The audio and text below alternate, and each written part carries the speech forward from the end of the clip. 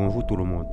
On va parler des religions et loges en Afrique et particulièrement au Cameroun. Notre invité de marque est le patriarche Papa Bello Wahissi qui va nous édifier sur la thématique du jour.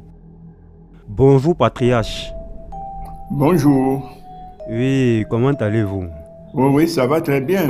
C'est d'autant plus que lorsqu'on est dans ce travail, on ne peut qu'être bien. Sans plus tarder, c'est quoi la définition des loges et des sectes dans le contexte africain? Les loges sont des organisations particulières qui sont parties, disons, d'un ensemble. Une organisation plus grande. Quand on sort d'une organisation plus grande, on forme une secte. Et c'est à peu près ça. Je dis, il faut parler comme ça. Nous nous adressons à des gens qui ne sont pas tous docteurs ou professeurs. Il faut parler pour que le peuple comprenne ce que nous voulons dire. La secte, c'est quelque chose qui est sorti, par exemple, d'une religion pour faire sa part. Comme on dit au quartier, on crée une secte, c'est-à-dire une petite division qui est sortie d'une grande organisation. Vous avez rédigé un article sur votre journal Nouvelle Afrique où vous parlez de la franc-maçonnerie. Selon vous, pourquoi la franc-maçonnerie est-elle souvent perçue comme une force occulte et influente en Afrique et particulièrement au Cameroun? Elle est une force influente partout. On pourrait dire, gouverne le monde. Je prends un cas. Est-ce que vous savez que le président français est franc-maçon de la Loge du Grand Orient de France? Et c'est cette organisation qui permet à Macron d'être président de la France. J'ai des documents où, lorsqu'il avait été choisi, il était ministre.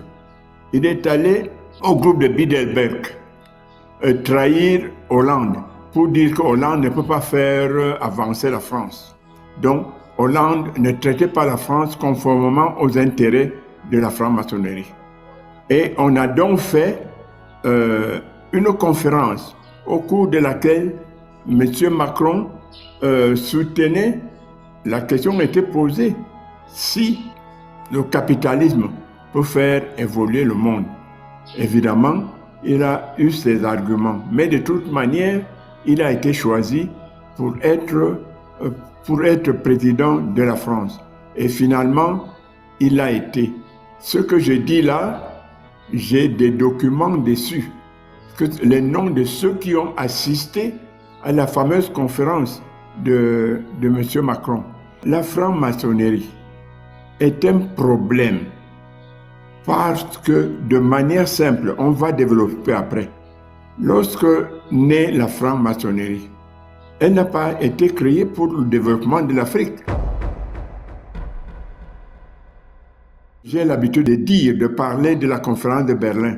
On ne se partageait pas l'Afrique à Berlin pour que l'Afrique se développe. C'est chacun qui prenait la part qui pourrait lui permettre et qui devait, et qui l'a fait d'ailleurs, fait développer ceux qui se sont partagés l'Afrique sans l'Afrique. Donc, le problème de la franc-maçonnerie est celui-là. La franc-maçonnerie est née ailleurs. On a l'habitude de demander, mais pourquoi il y a la franc-maçonnerie en France, il y a la franc-maçonnerie aux États-Unis, en Grande-Bretagne, pourquoi ça ne pose pas de problème? Ça ne pose pas de problème parce que ça a été conçu pour faire développer ce genre-là. C'est une sorte de religion. Et c'est même plus que la religion vulgaire. Même si on se sert de la couverture du nom de Dieu, mais derrière ce Dieu-là, peut-être qu'on pourrait admettre simplement qu'ils ont créé un Dieu anthropomorphe. Et le Dieu anthropomorphe ne sert que les intérêts de ceux qui l'ont créé.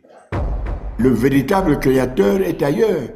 Parce que ceux qui m'écoutent, qui sachent qu'il y a un créateur, et ce créateur-là n'a rien à voir avec les religions, que ce soit le christianisme, le judaïsme, l'islam, le créateur n'a strictement rien à voir avec. La franc-maçonnerie est un outil, j'ai dit un outil d'exploitation des autres. Que ce soit pour la franc-maçonnerie ou que ce soit pour l'Opus Dei, qui est une autre secte très forte, puisqu'elle aussi est basée au Vatican, comme je vous parlerai de la franc-maçonnerie, et pourquoi le pape Jean-Paul Ier est mort après 33 jours de règne seulement, parce qu'il a voulu lutter contre la franc-maçonnerie. Et en entrant, comme pape, il ne savait pas ce qui se passait réellement au Vatican. Lorsqu'il a découvert, mais on ne lui a donné que 33 jours pour vivre. Et puis hop, on lui a dit, monsieur, fais de la place. Et il a fait la place jusqu'aujourd'hui. Donc, la franc-maçonnerie est un grave danger pour nous. Pourquoi? Parce que lorsque Bilo ici parle, mes frères du village savent que c'est notre frère.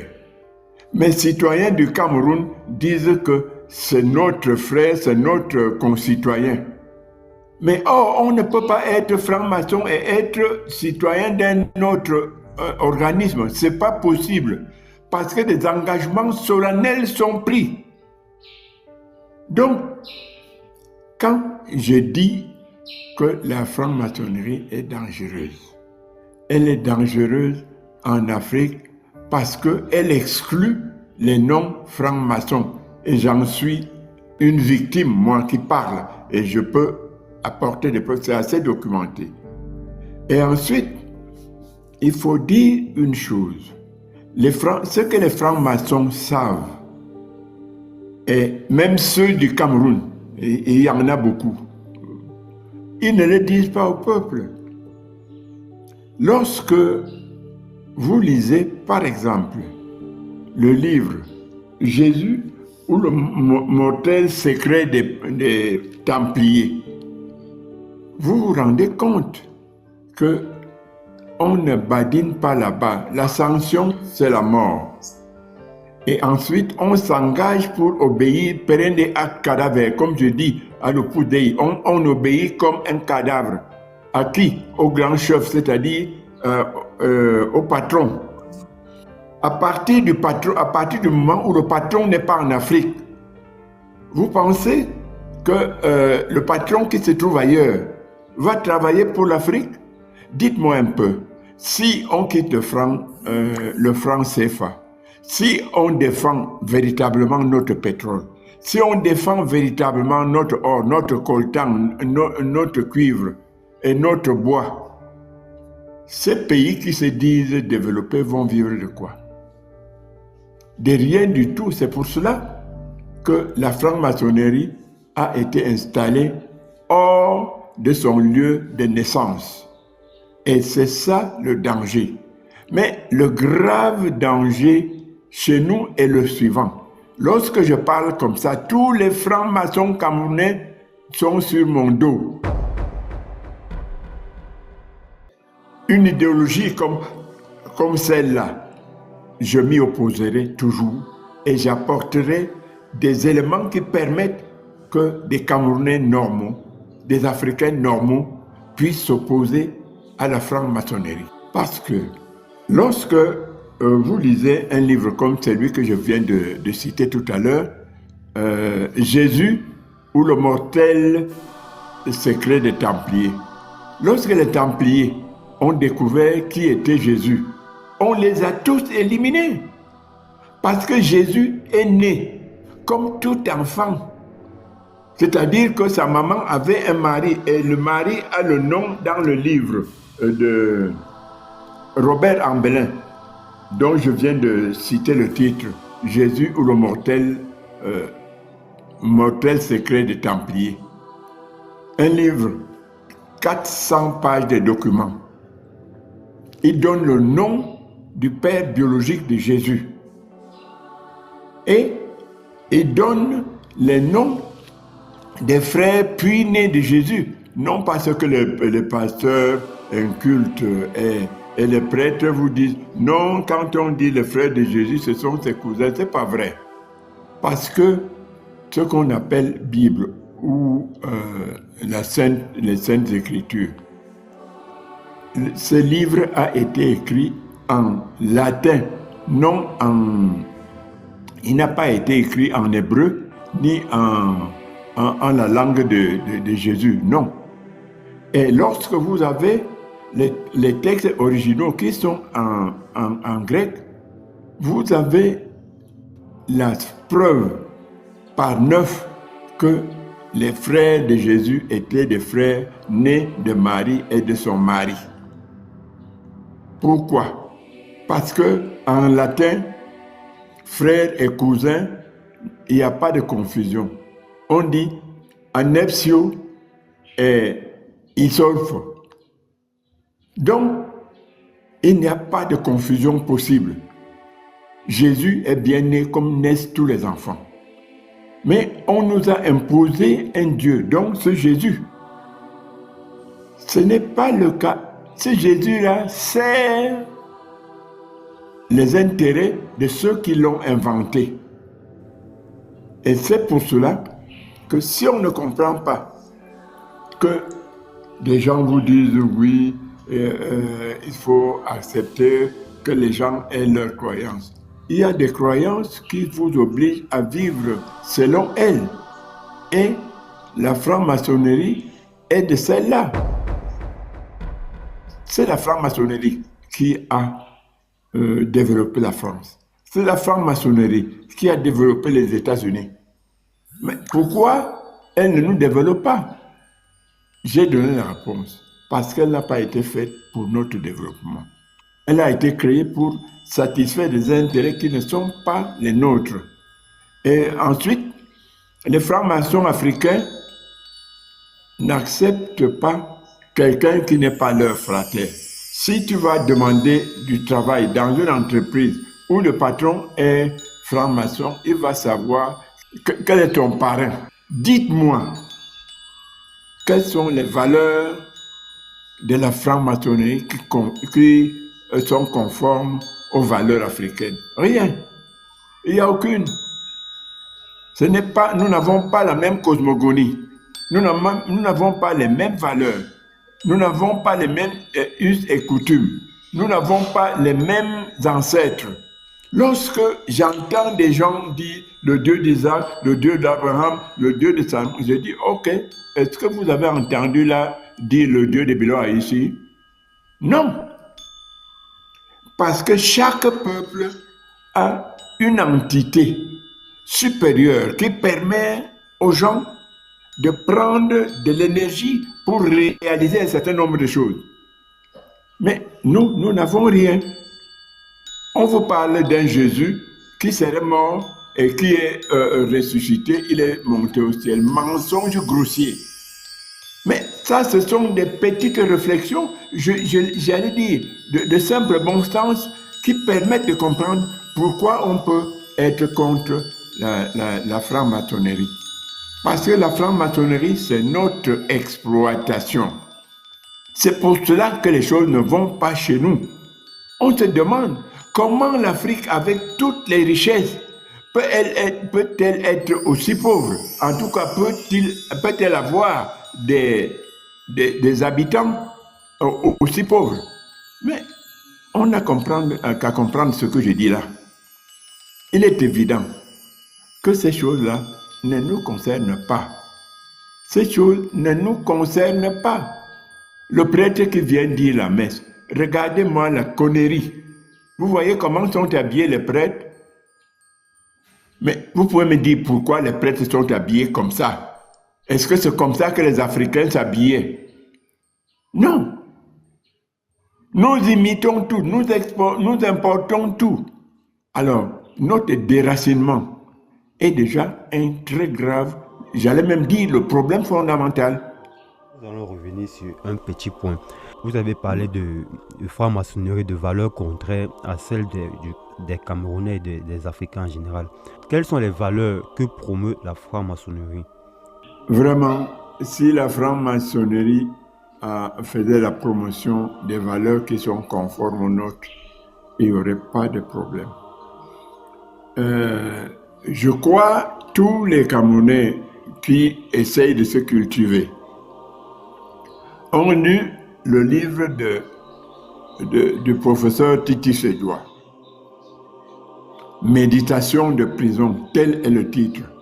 Là-dedans, Titi Sédoua décrit comment on boit le sang humain, comment on mange la chair humaine faisandée, comment on couche avec les cadavres de femmes.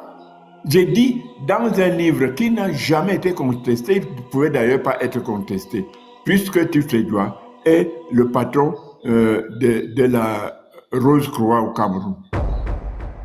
Lorsqu'on a des choses comme celle-là, on tue vos enfants pour boire le sang. Vous avez entendu ça? Ou chez nous, on vous dit la sorcellerie a fait ceci, la sorcellerie est montée, on t'a bloqué au village, on a fait ceci, la sorcellerie tue les gens. C'est pour ça que les gens fuient le village. Mais, est-ce que si la sorcellerie est si puissante, elle est incapable de faire la distance que toi qui fuis du village, tu vas en ville, la sorcellerie n'est pas capable d'arriver là? Non, c'est des histoires pour des enfants bêtes. Ce qui est dangereux, plus dangereux que ce qu'on appelle la sorcellerie, c'est la bombe nucléaire. C'est des armes de destruction massive. Et ça, personne n'en parle. On autorise leur fabrication. Aujourd'hui, lorsqu'on suit l'histoire de l'Ukraine, tu entends qu'on a lancé tel missile, machin, ceci, on a bombardé le machin d'alarme précoce. Ce n'est pas ça chez nous. Ce n'est pas ce que nous avons trouvé, nous qui avons un certain âge. C'est pourquoi nous avons des problèmes. Voilà ce que je peux dire. Si je n'ai pas répondu totalement, tu peux répéter la question, je reviens dessus, parce qu'il y a beaucoup à dire. Donc si on comprend bien, un pays comme le Cameroun, le nôtre, est dirigé par les francs-maçons de l'extérieur. Et ceux du Cameroun sont les exécutants, c'est bien ça? Absolument, c'est ça le problème. Le gouvernement camerounais est majoritairement franc-maçon ou rosicrucien. Et même le Pouce-Dei y est. Vous vous rappelez, il y avait un professeur camerounais qui avait inventé un remède contre le sida. À un moment donné, il était le patron de l'université de Yaoundé 1. Et puis, quand je découvre qu'il est de l'Opus Dei, je m'approche de lui, je demande, prof, qu'est-ce que tu fais dans l'Opus Dei? C'est pour ça que l'Opus Dei est venu construire en face du lycée de Ngouakele, de l'université de Ngouakele. L'Opus Dei a construit en face. Il me dit non, j'étais déjà ici à ma place avant d'entrer à l'Opus Dei. Je vous dis, j'ai le document. Dans ces organismes, dans ces organisations, on demande que tu obéisses comme un cadavre. Est-il normal qu'on demande à un homme normal d'obéir à un autre comme un cadavre? C'est-à-dire que si on te met de côté, tu restes de côté. On te met à plat ventre, tu restes. Sur le dos, c'est la même chose. Non. Et ceux qui agissent comme ça sont soi-disant à la tête des peuples. Et vous voulez que ce peuple puisse se développer comment? Mais pourquoi est-ce que le peuple ne se lève pas contre ces pratiques-là? Est-ce que c'est dû au fait que la grande majeure du peuple est, baigne dans les religions classiques, si je peux le dire comme ça? Bon, une très bonne question. Je vais vous dire une chose, un fait. Ces gens, ils ont décidé de vendre leur pays. D'ailleurs, lorsque tu lis mon article sur la franc-maçonnerie à nu, tu vas voir, je n'ai laissé personne de côté. C'est d'ailleurs pour cela que j'ai subi tous les malheurs. C'est pour cela que on connaissait ma mentalité, on connaissait ma vision. C'est pour ça que j'ai eu des problèmes. Ça fait 40 ans qu'on m'a mis à la touche, de manière purement, totalement illégale, puisque j'ai gagné le procès. J'ai gagné le procès avec un arrêt de la Cour suprême de 1982, du décembre 1982. Jusqu'aujourd'hui, dans votre soi-disant pays des droits de l'homme, parce que c'est Bilo ici. Vous prenez votre téléphone Android, vous demandez le nom des francs-maçons du Parti socialiste ou du parti de... Les noms vont sortir. On ne se cache pas. Chez nous, on se cache. Pourquoi ils se cachent? Pourquoi tant de secrets autour de la chose? Tant de secrets parce que c'est des esclaves d'une puissance extérieure. S'ils sont à découvert, il y a pas mal de choses qui ne vont pas être réalisées. Il y a des personnalités qui au Cameroun ont et leur épouse et leur fille. Les filles deviennent les épouses de papa. Et maman connaît, hein, c'est pas que maman ne connaît pas. Elle ne dit rien, elle est d'accord. Tu couches avec tes propres enfants. Mais c'est des choses abominables dans notre civilisation, dans notre manière de voir les choses. C'est des choses abominables. Tu comprends pourquoi ils se cachent? Parce que ce qu'ils font ne correspond pas à l'environnement dans lequel ils sont. L'Afrique, c'est l'humanité. L'Afrique, la vie humaine est sacrée. C'est d'ailleurs cette gentillesse qui ouvre les bras à tous les étrangers qui nous a valu ce que nous sommes aujourd'hui. Si on n'avait pas ouvert les bras pour accueillir ces bandits qui sont venus parler de Dieu, des dieux qui n'existaient nulle part, comment vous pouvez admettre que les gens vous disent oui, il faut pas être polygame. Et ils vous apportent un livre qu'ils appellent la Bible, qui vous dit que Salomon avait 700 femmes et 900 concubines. C'est écrit noir sur blanc dans la Bible. Et on parle de Saint Salomon. C'est normal, c'est logique. Nous avons parlé la dernière fois des histoires. Les Bamilekés sont montés, les Bamilekés sont descendus. J'ai dit non, arrêtez ça. C'est les gens qui veulent aller au pouvoir en manipulant leur ethnie qui amènent ces choses-là sur le plateau. En quoi est-ce que ces différentes loges franc-maçonnerie opposent des Rose-Croix d'influence sur les décisions politiques et économiques? C'est simple. Dès lors que vous croyez que vous êtes la créature de Dieu et que quelqu'un s'amène avec un livre, il vous dit, voici la parole de Dieu. Et il choisit dedans des citations qui vont vous faire croire que c'est comme ça. Parce que vous savez, une citation, hein, dès que vous l'enlevez de son contexte, peut tout expliquer. Dieu ne pouvait pas être un seul Dieu à qui tout le monde fait confiance et croit. Et puis on se retrouve avec plusieurs religions. Est-ce que c'est logique? S'il y a un seul Dieu? Non, les religions sont des organisations qui ont été créées. Le catholicisme a été créé en Palestine, là où Jésus est né. Et il a été créé par l'empereur romain Constantin Ier le Grand. Et c'est au cours du premier concile de Nicée que tout va être concocté, que les dogmes les plus mensongers, mais suffisamment bien pensés pour ceux qui doivent en profiter. Voilà comment naît le christianisme. Et la religion catholique est une bêtise comme le reste du christianisme, parce qu'il n'y a pas plus grande mafia que le Vatican. On vous dit que le pape est le vicaire du Christ.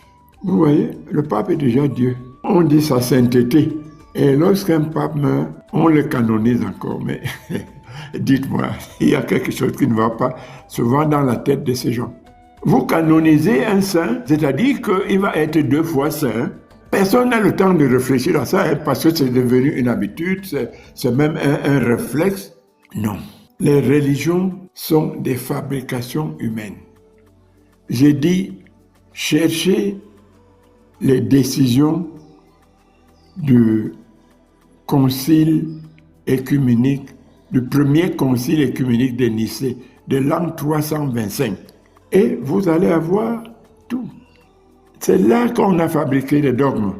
Et nous faisons avoir, nous prenons ce dogme. Si vous écoutez nos chansons, les chansons sont tirées des dogmes.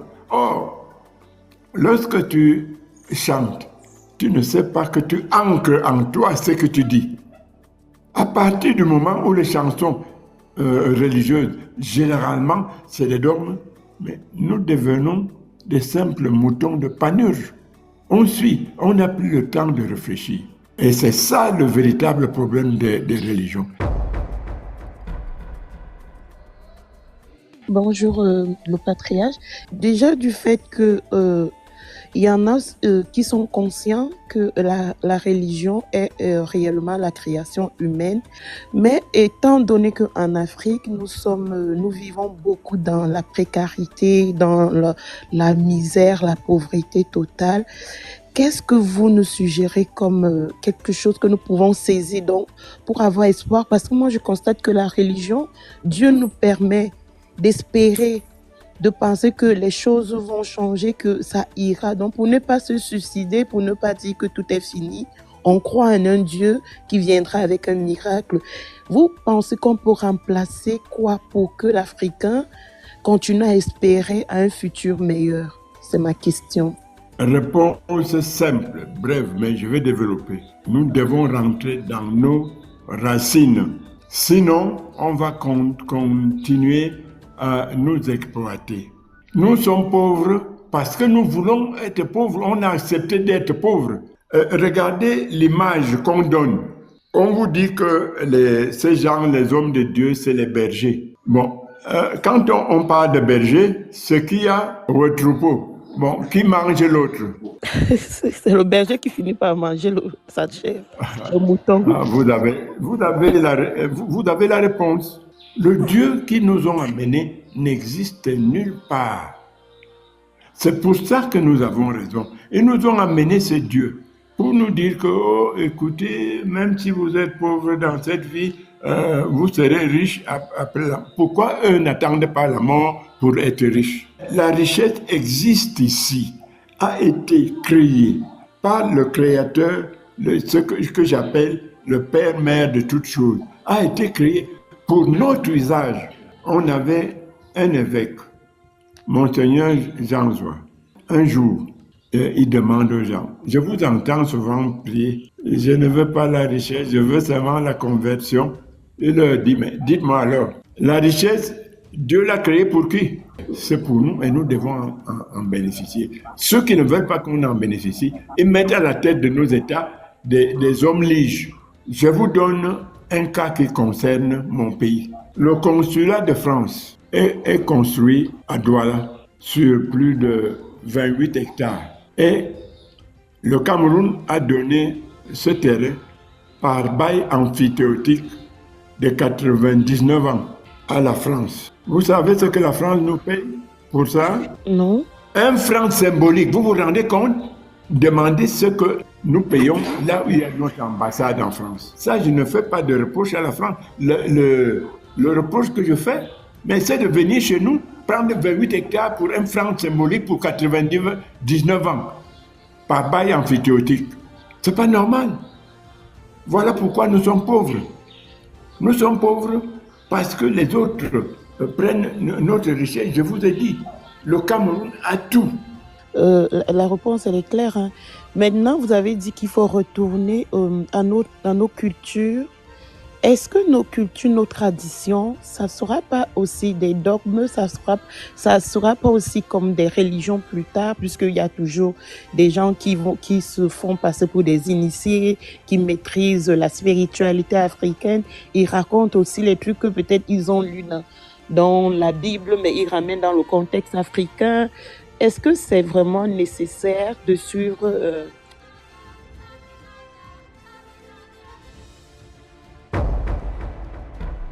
Je voudrais répondre en deux phases. Première phase, même si la spiritualité africaine rentre dans ces choses, si c'est à l'Afrique que ça profite, vous y voyez un inconvénient? Non, mais mon inconvénient, Bon, c'est qu'il y aura toujours mais des mensonges. il y aura toujours des mensonges. Le problème est lequel? Quand on dit rentrer dans nos racines, je vais le plus simplement du monde. Quand moi j'étais petit, généralement dans nos villages, on mangeait en groupe. Personne ne mangeait seul. Et quand on est en train de manger, quelqu'un passe, on lui dit, ok, hôtel Lordi et Digazouga en étonne, c'est-à-dire, comment tu passes alors que nous on mange, viens manger. Retenez cela. Et ensuite, quand j'étais petit, on ne vendait pas ce qu'on appelle la banane douce. On prenait, on suspendait à la véranda. Tout passant avait le droit, s'il veut manger, de prendre 2, 3 doigts et manger et s'en va. Vous comprenez ce que ça veut dire? Qu'est-ce que ça induit? Notre coutume va tuer l'individualisme occidentalo-américain. C'est ça le vrai problème. Parce que on nous a amené cela. Nous ne savions pas ça. J'ai dit, par exemple, aujourd'hui, on parle de Bamileke, machin. Je vous dis, le professeur Foguet est Bamileke. Mais monsieur, quand ce monsieur parle Eton, il parle Eton mieux que moi, qui suis de père et de mère Eton. Vous savez pourquoi? Parce qu'il a vécu à Obala et il n'y avait pas de distinction entre celui-ci et Bamileke, l'autre est Ewono, l'autre est Eton. On vient vous présenter des trucs soi-disant que c'est une évolution. Mais il faut voir où l'évolution de l'individualisme et de la criminalité, de la brutalité, où est-ce que nous en sommes aujourd'hui? Et je vous dis, je prends un autre cas pour que ce soit clair. La guerre se faisait entre des ennemis définis. On appelait des initiés. Ils fabriquaient un essaim d'abeilles. Et on parlait aux abeilles et les abeilles partaient et piquaient les ennemis. Rien que les ennemis. Pas comme la bombe. Mais déjà, il faut croire en ça, ce que vous dites là. C'est pour cela, tout à l'heure, j'ai dit, il y a plein de mensonges aussi dans la spiritualité africaine. On nous raconte des trucs, on n'est même pas sûr que c'est réellement vrai. Donc, c'est des fictions. Tu veux être sûr, quand quelqu'un, moi, on m'a mis en prison, papa est venu me chercher, tu ne vas pas quoi? Mais tu crois que Jésus est né en machin, Marie est vierge? Non, on n'y croit plus. On n'y croit plus à ces trucs de Jésus. Mais quand vous parlez, par exemple, de quelqu'un que pour dialoguer, pour communiquer, on le voit dans l'eau, ça, il faut vraiment... je ne sais pas s'il y en a qui peuvent... Ça se faisait, ça ne se fait plus, madame. Ah, ok. Quand les Blancs ont su que nous avons une culture orale, quand vous avez une culture orale, si on bloque 2 générations, c'est terminé. La faiblesse de la culture orale est celle-là. Mais elle était celle qui garde le mieux les secrets. Parce que les secrets se passaient de bouche à oreille. Ma question au patriarche est liée à l'installation ou, je sais pas, la déportation des loges maçonniques en Afrique. D'abord, je crois que chaque Africain a cet amour de sa terre. Comment les Occidentaux ont réussi à convaincre les Africains d'abandonner leur spiritualité et de croire en la spiritualité occidentale, c'est-à-dire les francs-maçons? Comment procèdent-ils pour convaincre les Africains d'adhérer à leur loge? N'utilisent-ils pas de la ruse ou des pièges? Et à un moment donné, ils se rendent compte, quand les Africains sont déjà à l'intérieur, se rendent compte qu'ils sont ils ont été piégés, parce que on veut bien faire, on veut développer l'Afrique, mais parce que beaucoup de dirigeants sont piégés dans cette histoire-là, ils sont obligés de servir le maître et d'exécuter toutes les recommandations du maître, bon, disons de leur spiritualité à eux. Ils n'ont pas convaincu, madame. On a brutalisé les gens. Est-ce que vous savez qu'à un moment donné, pour que l'enfant aille à l'école. On dit si papa n'est pas baptisé, rien. Et pour que l'enfant fasse telle chose, il faut que papa et maman se marient à l'église. Vous voyez la connerie? Un célibataire, prêtre, c'est lui qui organise le mariage. Ils ont d'ailleurs inventé un truc qu'on appelait le siksa. Avant le mariage, on allait laisser les femmes dans cette histoire pour le bonheur des prêtres. Parce que pour que la femme sorte là, il fallait un examen. On lui posait des questions. Et si votre femme plaît beaucoup au prêtre, à chaque fois vous échouez à votre examen, la femme reste d'abord là. Et le prêtre lui aussi s'en occupe. Parmi les 10 premiers économistes de développement du monde, Chun-Yang Puemi était le 3e. Et il a commis l'erreur d'écrire le nazisme monétaire. Bon, évidemment, s'agissant du franc CFA. Monsieur, on lui a dit, tu ne dois pas vivre. On a assassiné Chun-Yang Puemi. Vous pouvez vérifier cela. C'est la brutalité qui a installé les religions chez nous.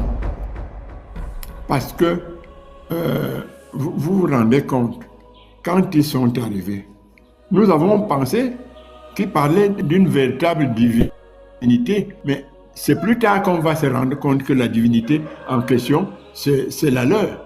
Vous avez chez les catholiques, il y a ce qu'on appelle la litanie des saints. J'ai demandé à un prêtre de me montrer le nom d'un seul vivant dans la litanie des saints. Mais essayez-vous d'invoquer vos parents. On dit non, on ne doit pas invoquer les morts.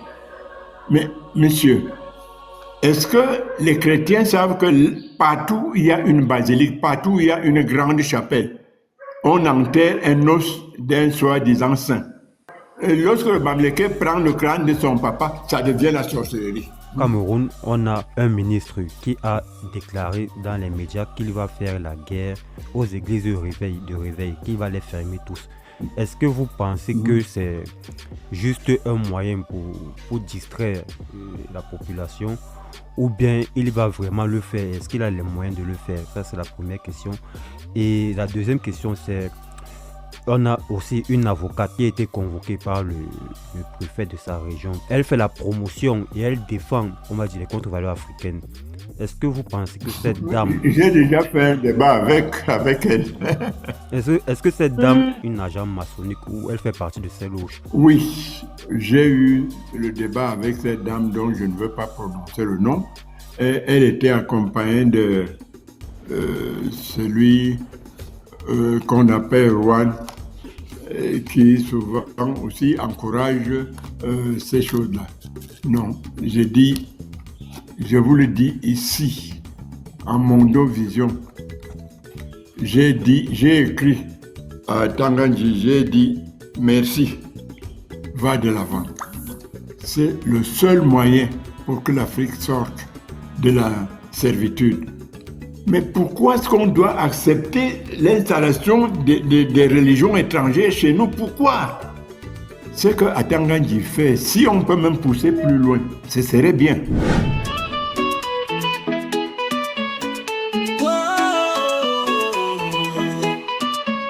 Sunrise on the savannah, golden light so clear and warm, heartbeat in the wilderness. Africa, this is your charm. Lions roaring, rivers dance, mountains high and sunlight glows. Mother Earth's generous